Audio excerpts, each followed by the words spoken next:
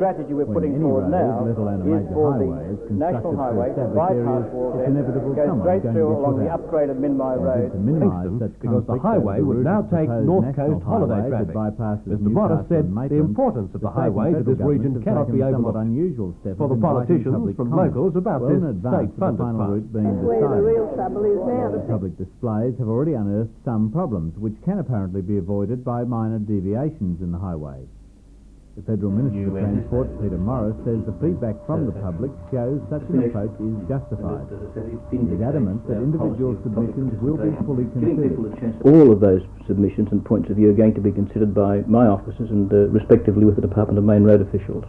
So the submissions really will be considered. They won't just be put away. It's not just window dressing. Of course they'll be considered. That's why we had the exercise.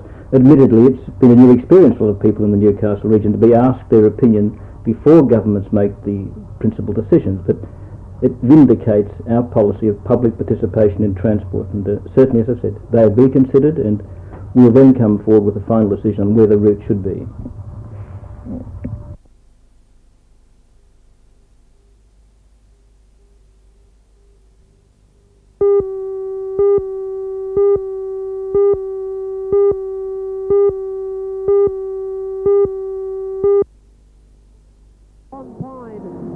Caused a major upset last Saturday night when he drove his radical Pantera wedge to victory in the opening round of the series.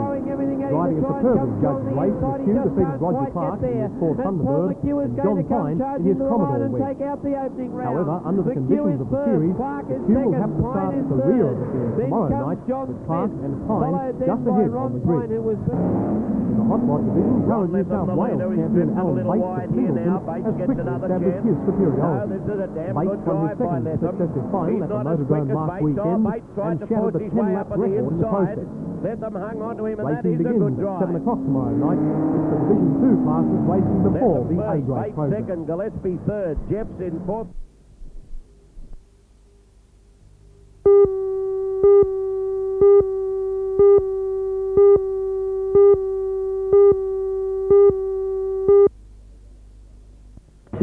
With some of the other Hunter Valley wines. But as the official carriage of the later stage, there will be possibly other vignerons go over. will leave for Japan on Thursday. The wine promotion started in the city of Nagoya, which is 50 cities. The Australian influence there is already to the fore, as Nagoya officials have changed the city symbol of a golden dolphin to include a koala riding on the dolphin's back. Initial reaction has been very favourable. The wines were very well received. It's only been a short period of time, so until the Tokyo exercise, we won't have a positive feel on the market. Have you been able to pinpoint a Japanese preference in the wines? The whites were very popular, but I couldn't say whether the sweet or the dry were the most popular. They all, of the whites that were on display and tastings, were consumed. We'll need the Tokyo exercise to refine that. We anticipate the sweet wine will probably be easier, but we can't really say.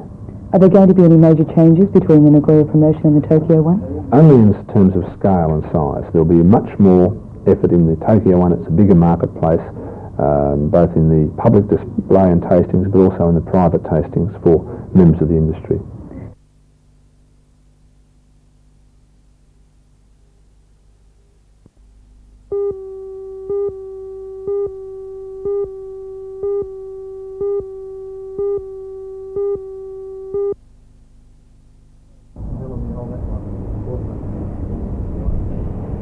As far as results, we were very happy. We had a bit of a psych-up show on Friday night with Roger Harrison, the defending champion. The defending champion, yeah, and he was the guy who was out after.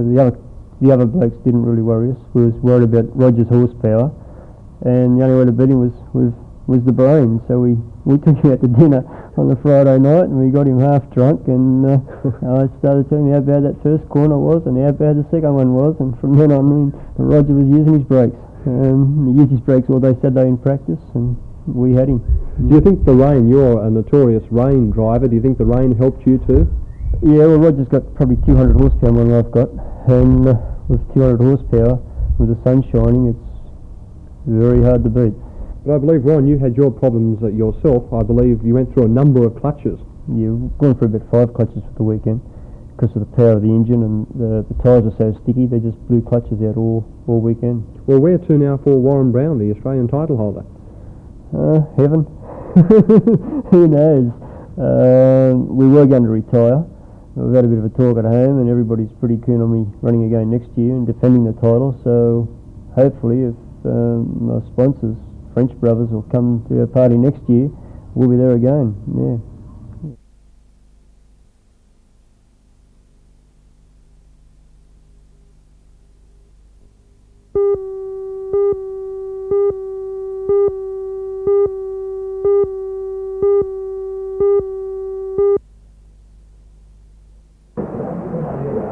The only people working at the Torres County Council today are office staff and members of the Cabinet Committee. They will be tonight to discuss with the Prime. All repair work on non-essential services has ground to a halt today. Areas of the Upper Hunter and Gloucester are blacked out. The dispute now rests with the State Industrial Commission hearing this afternoon. It's expected Mr. Justice Quinn will call for a return to work before arbitrating the issue. More developing will be on Thursday. The Torres County Council holds its next meeting. The Council has the power to revoke the suspension. Alderman Evans says it's unlikely this will happen.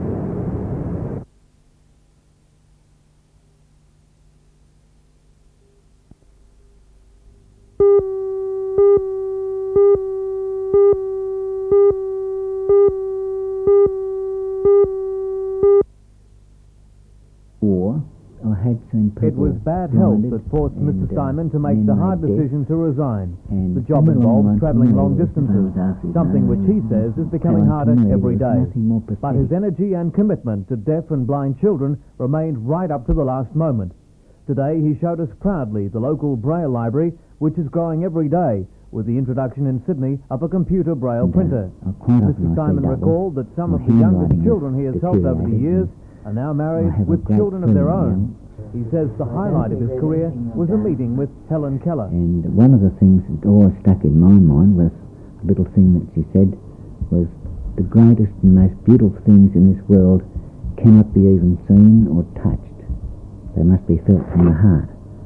And I believe that this job is from the heart, because I can go home for night and I know that somewhere there's some little child that's benefited by my little days and work.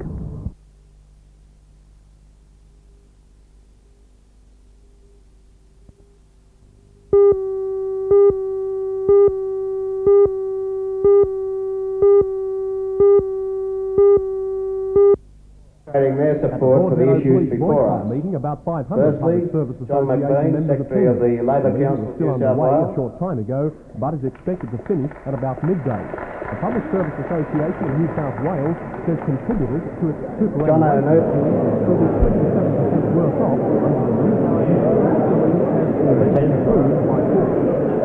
Public Service departments affected include the GIO, the Department of Health, Agriculture and Forestry, State Dockyard, Housing Commission and Youth and Community Services. The one-day strike on the 21st aimed at placing pressure on the government to rethink proposed changes to the current super scheme.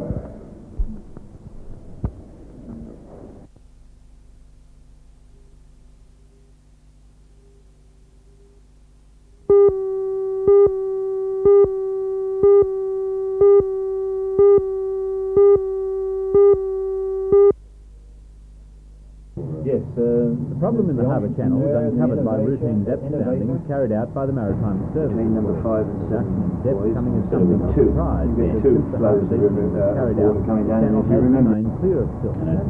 This area here is free, but this area here around the horseshoe is where we had the main concentration of silt. The silt-forced harbour authorities to limit the draft of ships is 14.8 metres instead of the usual 15.2 metres. Restrictions affect only larger vessels, but can mean 3,000 or 4,000 tonnes of coal and 120,000 might not be able to be loaded. Not all large vessels have been affected. The new China Entrepreneur, for instance, has a relatively shallow draft for its huge size and left today with 125,000 tonnes of coal on board. Just why the channel became silted at this time remains something of a mystery. We are investigating the siltation patterns in the channels. with the aid of Flinders University, and all the information that we're gaining from this will be put into a model of the port. With any river port, though, I presume you can always expect some dredging. Oh yes, we fully expected to be carrying out maintenance dredging, and this was always allowed for. On the instruction Port Minister Laurie Brereton, all stops have been pulled out to get the Western and Suction Dredge Resolution out of Mossberg and into action. At 6 a.m. on Sunday, the dredge will begin a $500,000 program to take the channel depth back to 15.2 metres. It's expected the work will take about 2 weeks.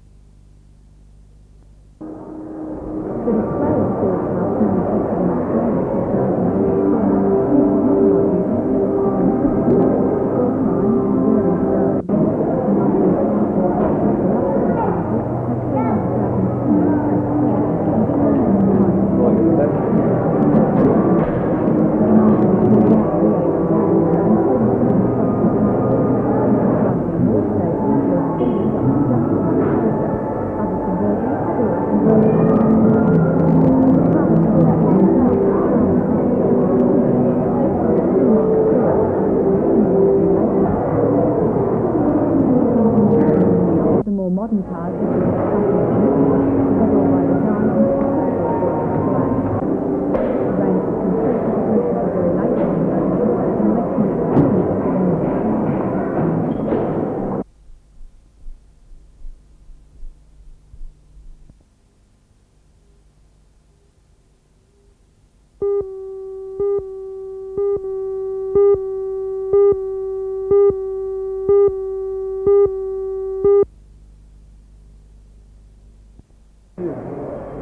The council announced in September that it was necessary for the apprentices to be retrenched at the end of the year when their training is complete, because there simply isn't enough work to keep them on.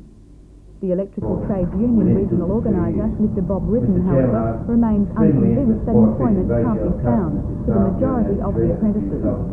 In an address to the council yesterday, he voiced deep concern about the retrenchment and argued vacancies existed which they could fill. There's about 17 I'm aware of, and they're in all areas, transformer maintenance, engineering, workshops. If those vacancies are filled by the appropriate or the qualified people, then of course the apprentices could fill in their places, which would be electrical tradesmen or whatever. So we believe there are vacancies and they should be filled. Do you feel the council hasn't done its homework? Well, I'm not sure. I think they've made a pretty quick decision on the facts in front of them. I believe that they should have been more careful, probably. What hopes do you hold that the apprentices will be retained? I hope that all 29 of them will be re-employed, but I'm pretty sure that some 20 of them probably will. The council moved that a report on the vacancies outlined by Mr Ritten be prepared prior to their next meeting for further consideration.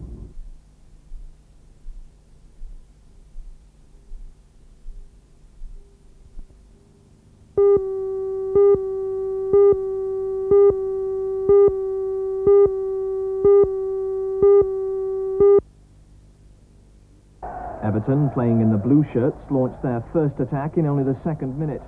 Kevin Sheedy marked his return from injury with a free kick which Derek Mountfield should have converted. Just 3 minutes later, Sheedy went one better, putting Everton ahead with a perfect header.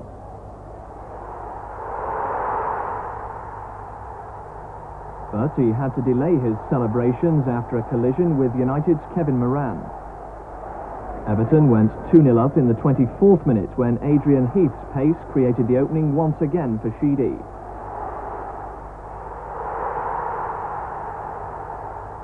Eleven minutes later, it was Heath's chance to get on the score sheet for the 8th time this season after a cross by Trevor Stephen. Everton's relentless surge of attacks was rewarded with another 2 goals in the last 9 minutes. First, Gary Stevens with a powerful drive. Then Graham Shott, with an arrogant flick of the head, scored his 8th goal in 9 games. A miserable afternoon for United, but what price Everton for the Championship now?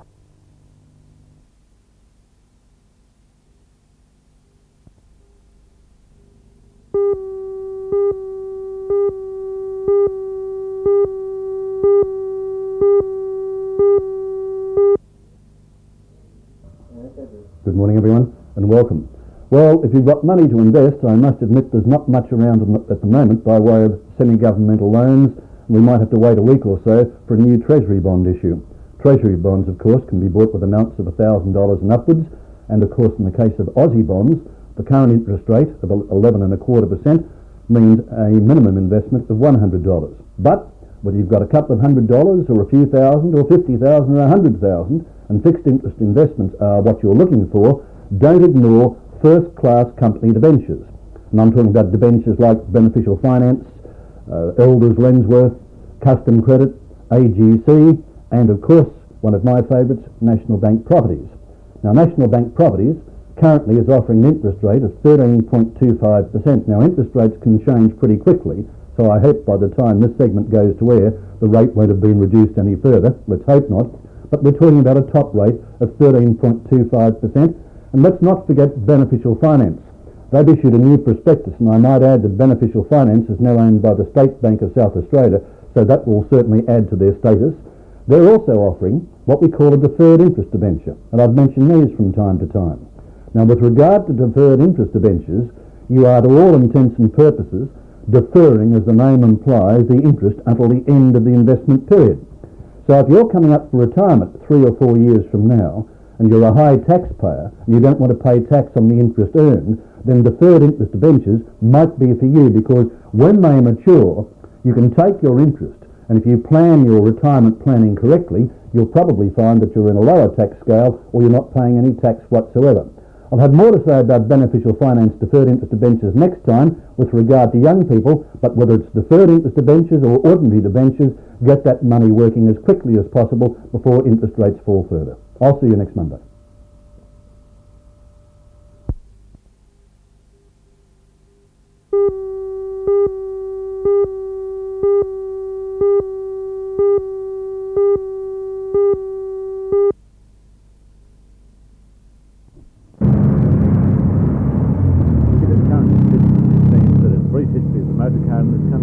Roadside tolls have accounted for the deaths of more Australians than enemy bullets ever did. And yet solid, unyielding timber poles continue to be placed right on the edge of busy streets and highways. A check of photographs kept by the Newcastle Police Rescue Squad reveals only too clearly the devastating results of car-to-pole crashes. And until now, the motorist, if he survived, was likely to be sued for damage to the pole. But an extensive study commissioned by the Federal Department of Transport has produced legal opinion that the boot might be on the other foot, and that authorities which don't use breakaway light poles where possible and don't replace hazardous car poles could be legally liable. Here's an example of the worst kind of pole placement. Right on the edge of the industrial highway, on a curve, just metres from a dangerous intersection. Needless to say, the pole shows signs of having been hit more than once. And if this pole doesn't get you, there's another and another and another waiting, just metres from the side of the road. It's these poles, these end-2s, that have been struck more than once, that if they are hit again, the legal study is saying that the authority responsible for placing them here may well be legally liable for the death and injury that results. Oh, yes, so that's what the thing's called. Well, I have to open them up again. 58,000 power poles in this area, many of which obviously fall into the category of hazardous. The Council's Chairman, Alderman Evans, says Certain County Council to the placement of power and light poles. Obviously, there's got to be a responsibility on county councils, and I hope that this would be perhaps the subject of an engineers' conference at some time.